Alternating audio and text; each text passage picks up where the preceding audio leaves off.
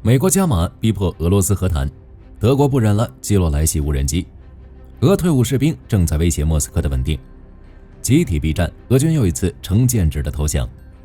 俄精锐部队部署哈尔科夫，骑兵复兴，俄军新战术。自己人都骗，俄罗斯招募骗局。为防止逃跑，俄指挥官没收士兵银行卡。精彩资讯马上开始。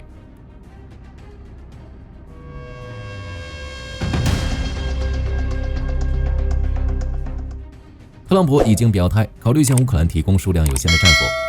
世界报报道称，美国的目的就是利用这些导弹作为筹码，逼迫俄罗斯接受和谈。不过就结果来看，普京的态度似乎没什么变化。根据世界报的说法，即使特朗普向乌克兰提供战斧，导弹的打击范围和目标也将被严格限制。当然，最终如何，谁也无法确定。乌克兰想要拥有战斧的目的，就是让俄罗斯知道桌面上所有的选择，并清楚地认识到战争的后果。针对战斧入屋这件事，俄罗斯也强烈谴责。佩斯科夫表示，战斧可以携带核弹头，这将是一次严重升级，但不会改变前线的局势。普京则威胁美国，提供战斧将破坏美俄关系。谴责之余，俄罗斯也没有改变自己的目的。普京依旧坚持自己那套胜利理论，觉得自己能赢，总体任务也没有改变，必须确保特别军事行动设定的所有目标都无条件实现。俄罗斯副外长谢尔盖里亚布科夫也是类似的态度，声称谈判不可能结束战争，除非乌克兰投降。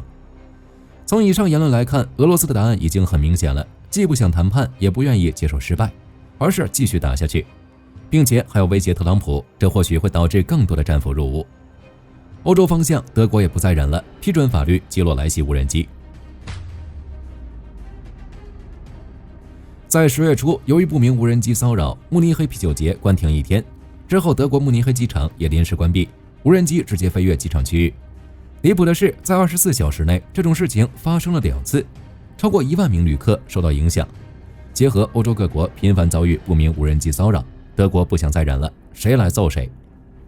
梅尔茨直言，无人机事件威胁着我们的安全，我们不会允许这样，我们正在加强联邦警察的权力，以便未来能够更快地发现和拦截无人机。德国内政部长亚历山大·多布林特声称，德国正在制定一个系统，警察和军队将分担反无人机工作。在此之前，德国警方仅具备监测无人机的权利，不能击落无人机。不过随着无人机入侵事件加剧，现在已经不一样了。根据路透社的报道，新法律明确指出，在严重威胁或重大损害情况下，警方可使用激光拦截、信号干扰、切断控制电路等手段击落无人机。目前德国内阁已经批准该法律，正在等待议会批准。就欧洲当前的局势来看，新法律的通过并不会有什么阻碍。目前德国警方已经开始行动了，计划组建一支新的反无人机部队，向以色列和乌克兰学习反无人机经验。这件事其实早就有眉目了，在9月底的时候，多布林特就表示，无人机的威胁太高，德国将采取措施进行自我防御。当时德国计划采取的措施包括修订航空安全法，允许该国武装部队介入，必要时可击落无人机。现在则实施了这个计划。不得不说，这个速度挺快的。之所以这样做，一方面可以防御无人机，另一方面则是备战俄罗斯。到目前为止，我们依旧无法确定无人机入侵欧洲到底是谁做的。不过答案显而易见，除了俄罗斯，也没其他人了。这相当于欧洲和俄罗斯的作战第0阶段。为了防范随时升级的冲突，德国必须做好准备。俄罗斯方向，莫斯科出现动荡，退伍士兵成为社会动荡根本原因。根据 Uniton 24的报道，俄罗斯的退伍士兵正在威胁莫斯科的稳定，这不是随便说的，而是乌克兰对外情报局的官方数据。根据克里姆林宫的估计，从乌俄战场返回的退伍士兵会成为一股不稳定的力量，破坏社会安定。没办法，这些退伍士兵的素质本身就不高，比如囚犯兵。在前线作战时，虽然这些囚犯兵属于敢死队，但总有运气好的，混一段时间后能返回俄罗斯本土。根据乌克兰的估算，大约有12万名至18万名囚犯参与了战争，就算回来几千人，也能影响俄罗斯社会。而且即使是正规军返回俄罗斯后，也会面临各种问题，最直接的就是退伍金去哪儿了。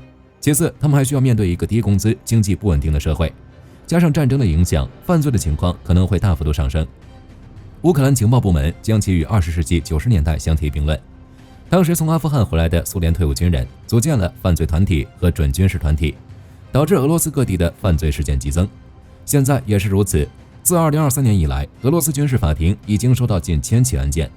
俄罗斯官方数据显示，乌俄战争爆发后，定罪数量急剧攀升，2022年38起，2023年266起，2024年346起，而2025年的前9个月就已经审查了377起新案件。或许也正是因为这种情况，俄军的战术才会那么激进。乌克兰的“我想活下去”倡议，也就是接受俄军投降者的机构，公布了俄军2025年的伤亡数据。从1月至8月，俄罗斯伤亡人数达到28万人，与乌克兰的官方数据差不多。其中，红军村、库皮扬斯克和莱曼的伤亡最严重。那么大的伤亡却没有相应的成果，不过俄军似乎很愿意维持这个伤亡率。俄罗斯内部消息人士称，在2025年1月至9月15日，俄军招募了29.2万人，平均每月招募3.16万人。而在前8个月中，俄军平均每月伤亡3.5万人，只能说勉强能维持下去。高伤亡也是我们老生常谈的话题，但俄军呢一直没改变。火力军怀疑俄军这是在保证推进的同时减少退伍士兵的人数，全都给我死在战场上。这种情况反映在战场上就是士兵避战。最近俄军又出现了成建制投降的事情。库尔斯克方向，诺尔报告称，乌军特战队在边境集结，并动用坦克等重武器向库尔斯克发动猛攻，具体战果还不确定。俄方的一些军事频道表示，乌军拿下了1-2个阵地，正在构建立足点，是否能够重现2024年的荣光，火力军拭目以待。哈尔科夫方向，俄军将卢比孔河无人机部队部署到哈尔科夫地区的北部，打击乌军的关键后勤。但还是那句话，已经知道了这件事，那一切都好说。多布罗皮利亚地区，来自俄罗斯的消息称，其增援部队主要由年长的新兵组成，不过在乌军无人机的袭击下，这些士兵很难步行15公里到达前线。在这种情况下，增援部队经常拒绝攻击。红军村方向有未经证实的消息称，俄军东部军区第5合成军第127旅第3摩步营的417名士兵，在营长的命令下集体向乌军第79空投旅投降。在俄军这边，成建制的投降已经不是第一次了。之前，俄军王牌第7空降师在乌军强渡第聂伯河时集体投降，泽连斯基也公开证实了这件事。在伤亡不断扩大，俄罗斯指挥部却无动于衷的情况下，这种事恐怕会越来越多。在部署方面，俄军指挥部将第41集团军第35、55、74和137摩步旅从红军村部署至辛帕夫利夫卡。按道理来讲，在红军村激战的当下，俄军应该做的不是向外调兵，而是增兵。辛帕夫利夫卡这边战线并不激烈，俄军将第41集团军部署至辛帕夫利夫卡，可能是想要加快该地区的进攻节奏。乌克兰军方消息人士称，俄军最近加快了该地区的进攻节奏，当然也有可能是让第41集团军远离战场，能够休息并重组，具体是哪一种，我们拭目以待。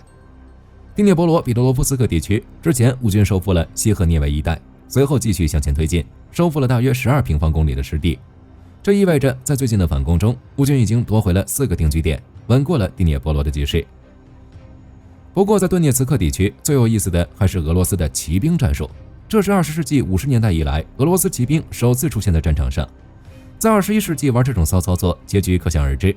俄军第51集团军第9旅下属风暴骑兵特战队在首战中全军覆没。不过，火力军很好奇，俄军为什么要在乌俄战场上使用骑兵战术？在二战的时候，骑兵还很常见，苏联部署了数百万人在东线泥泞中运输火炮和补给品。不过，在二战之后，骑兵就被淘汰了。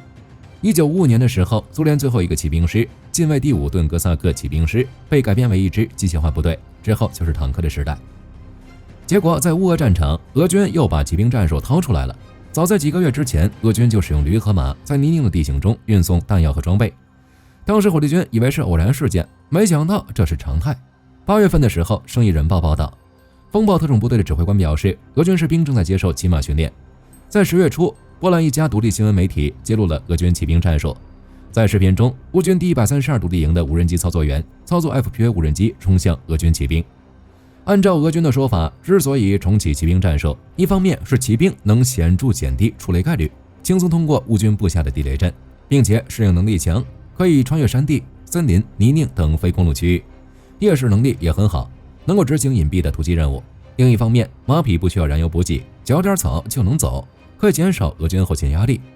而且比起坦克、装甲车，马匹能更加适应复杂地形。不过从另一个角度考虑，骑兵重现战场也就意味着俄军现代化装备体系不行了。经过多年的战争，俄军坦克和装甲车的补充速度跟不上消耗的速度，俄军只能寻找代替品，于是骑兵出现了。而且顿涅茨克的俄军燃料补给线成了乌军的重点照顾对象，也可能是因为没油，装甲战车趴窝了。只是在信息化的战场上，骑兵没有防护，一旦被无人机发现，结局就只有一个。在波兰媒体公布的视频中，俄军士兵将战马当作盾牌，但没什么用。至于俄军启用骑兵的根本原因，火力军觉得是前者，装备的补充速度太慢。为了弥补战争消耗，俄军已经启用科斯特罗马仓库的生锈战车。在科斯特罗马地区，俄罗斯有一个第111中央坦克预备役基地，属于装甲车的主要储存设施之一。但是最新的卫星图像显示，有大量装甲车被从仓库中移走，这些装备要么修复一下被送到前线，要么就是拆掉零件，充当其他战车的备件库。当然，大部分是后者。这些装甲战车都停在户外，车体严重腐蚀，发动机也是坏的，电子设备更是严重落后，战备状况堪忧，根本用不了。所以最大的可能应该是被拆除，获取零部件。在此之前，俄罗斯国防部将数十辆被摧毁的坦克和装甲车当作废金属拍卖。在俄罗斯这边，老旧武器不是常态，乌军在顿涅茨克地区就摧毁了一门苏联 ML-20 火炮，这是俄罗斯最老的火力库存，1937年设计，甚至早于二战。火力军只能说具备收藏价值，不具备作战能力，其缺乏数字火控系统、精确瞄准距，以及现在自行火炮最重要的机动性。但是在现代火炮储备正在耗尽的情况下，俄军只能将其拉上来重新使用。除了装备不足，士兵也不够用了，于是俄军在征兵上搞诈骗，骗国外雇佣兵就算了，俄罗斯这是连自己人都骗。10月8日的时候，欧洲智库开放思维发布了一份新报告，揭露俄军征兵的内幕。报告指出，相比较2024年同期，俄罗斯2025年的合同兵的招募活动增长了40%以上，到处都是招聘广告。内容也很有意思，从2022年至2023年的大规模动员转移到招募非战斗人员，也就是说，上战场之后充当司机、技术人员和物流人员属于后方部队，不会派遣到前线。到2025年年中，大约20%的军事相关职位包含此类术语，比往年大幅增加。只是报告分析称，这就是用来骗俄罗斯人的。等招募过来，去哪儿干什么都不是士兵说了算，俄军指挥部随时可以直接将其转移到战斗部队。这是把招募印度、非洲雇佣兵的手段用到了自己人身上。不过很明显，这种手段招募的士兵根本不会听从俄军指挥部的命令，成为逃兵的概率很高。之前我们就聊了，在2025年，俄军内部的逃兵人数会超过7万人，大概就有这方面的因素。为了避免逃兵，俄军指挥官也有新手段。阿泰什游击队报告称，赫尔松前线俄军第205摩步旅的一名特工揭露了其指挥官的骚操作。在这些士兵重新部署到顿涅茨克地区之前，没收所有人的银行卡，避免士兵逃走。虽然俄军指挥官承诺之后会归还银行卡，但是能不能活着拿回来，那就不好说了。至于反抗，火力军只能说很难。如果俄军士兵将这件事透露出去，那就直接开启。阿泰什呼吁俄罗斯士兵不要容忍这种无法无天的行为。你们的指挥官只将你们视为消耗品，并准备使用任何手段，甚至是非法手段来将你们留在前线。不要对此类行为保持沉默。事实也是如此，一个人不行，那就一群人上，直接压着指挥官向乌克兰投降。7月份的时候，俄军精锐第20集团军的一个排在顿巴斯前线哗变，士兵处决指挥官后集体向乌军投降。当下越来越多的俄军士兵公开表示被派往红军村附近进行肉弹冲击，等到士兵怨气积攒到一定的程度，有很大的概率重现处决指挥官集体向乌克兰投降的情况。火力军很期待看到这一幕。也正是因为乌俄战争，俄罗斯的身份也有所转变，从能源大国转变为汽油进口国。在乌克兰的袭击下，俄罗斯本土的炼油厂已经不行了，但自8月以来，超过30次的袭击导致俄炼油厂损失40%至45%的炼油产能，结果就是汽油、柴油不够用。作为一个能源大国，俄罗斯现在都开始进口汽油了。就比如白俄罗斯，9月份白俄对俄罗斯的汽油出口量增加了4倍。卢卡申科估计要骂人了，卖给其他大客户比卖给俄罗斯挣钱，卖的越多，白俄亏的越多，偏偏自己无法拒绝。只是即使有白俄输血，也无法缓解俄罗斯燃料紧缺的局面。对炼油厂的打击也影响到了原油出口，炼油设施坏了，就不需要那么多的原油。加上欧洲的制裁，俄罗斯只能向客户提供高折扣的原油，比如印度。这样做又会导致能源收入下降。俄罗斯一合计，既然原油有冗余，价格又低，那就加大出口，拿量取胜。于是俄罗斯的原油出口达到了一个顶峰，港口几乎达到极限，特别是波罗的海普里莫尔斯克港、乌斯季卢加港，还有黑海的新罗西斯克港，正在接近历史最高水平。10月份，俄罗斯炼油厂计划日加工石油486万桶，比7月份减少48.4万桶。与此同时，油轮运输追踪显示，日出口量增加了43.5万桶。不过问题在于，俄罗斯降价出口，买家未必能接受那么多。根据路透社的报道，欧盟已经克服放弃俄罗斯能源的第一个政治障碍。目前，欧盟正在就立法进行谈判，规定在2028年1月之前逐步淘汰俄罗斯石油和天然气。法案将在10月20日进行审批。就目前的情况来看，欧盟这边几乎已经放弃俄罗斯能源，针对谁的一目了然。欧盟的消息人士称，几乎所有欧盟国家都支持该计划，也就匈牙利和斯洛伐克不同意。具体细节仍在谈判，比如向欧洲交付液化天然气，是否需要在装运前获得事先授权，并在抵达欧盟港口时接受海关当局的原产地检查，确保天然气不是原产于俄罗斯。目前，匈牙利、法国和比利时等国依旧在进口俄罗斯天然气，占欧盟天然气进口总量的12%。如果新法案能够通过，等到2028年，欧盟就能彻底放弃俄罗斯能源。除此之外，欧盟还正在准备新的对俄制裁，规定从2027年1月起就禁止进口液化天然气。影子舰队这种常客也在制裁名单上。欧盟放弃俄罗斯能源只是一个开始，接下来俄罗斯的日子会越来越惨。克罗地亚将切断俄罗斯过境输油管道。根据武契奇的说法，克罗地亚詹阿夫管道运营商将停止向俄罗斯天然气股份公司旗下位于塞尔维亚的尼斯炼油厂输送原油。作为欧盟成员国，克罗地亚关闭过境的俄罗斯石油管道，一方面是合同到期，另一个原因则是制裁加剧。詹阿夫管道运营商运营亚德里亚石油管道系统，该管道始于克罗地亚的奥米什利港，途经塞尔维亚、匈牙利等国，属于塞尔维亚进口原油的主要通道。管道被切断，对塞尔维亚的影响并不大。从2024年开始，塞尔维亚就开始从阿塞拜疆、伊拉克等国购买石油，俄罗斯的石油占比并不大，但对俄罗斯来说，这就是雪上加霜了。除此之外，沙特也要增加20%的石油产能。在美欧对俄制裁加剧的情况下，沙特石油会逐步吃掉俄罗斯石油的市场份额，油价也会降低。俄罗斯更惨了，1985年沙特增产原油，国际原油价格从每桶28美元暴跌至14美元，导致苏军陷入经济困境，最终兵败阿富汗。为了增强战力，德国 F-127将加装美制 SPY-6，成为首个国际用户。雷神公司宣布，其研发的 SPY-6 V1雷达已经获得德国政府的青睐，将装在德国新一代的 F-127护卫舰上。这是 SPY-6 的首次出口外销， F-127也成为除美军外首次搭载 SPY-6 的神盾舰。德国选择的 SPY-6 属于防空反导性能兼具的舰载雷达，4个阵列面，每个面配备37个雷达模块组件，提供不间断的360度态势感知能力，可以探测和追踪高超音速武器。根据美军的公开信息， SPY-6 已搭载于现役7级军舰上，包含伯克级驱逐舰、山东尼奥级2栖船坞运输舰等。作为现役 F-124 的后继型号，德国国防部计划采购8艘 F-127 护卫舰，装备 SPY-6，可以为德国提供能够对抗弹道导弹的海上平台。这是德国首次具备这种能力。根据 Politico 公布的数据，到2026年6月，德国议会预算委员会将投入306亿美元，用于 F-127 的建造与采购先进武器系统。最快的话，2025年就会开始建造工作，首舰预计2034年服役。这8艘护卫舰21世纪30年代陆续下水。好了，这期视频到这儿就结束了。各位觉得俄军骑兵战术会不会继续下去？可以在视频下方留言，大家一起讨论。喜欢的话不要忘记点点关注。我是火力军，下期见。好的，各位观众朋友们，我们频道一直在聊真实的军事资讯和武器装备，后台也经常有朋友问，有没有值得推荐的入门级模型？今天就和大家分享一款近期接触到的产品。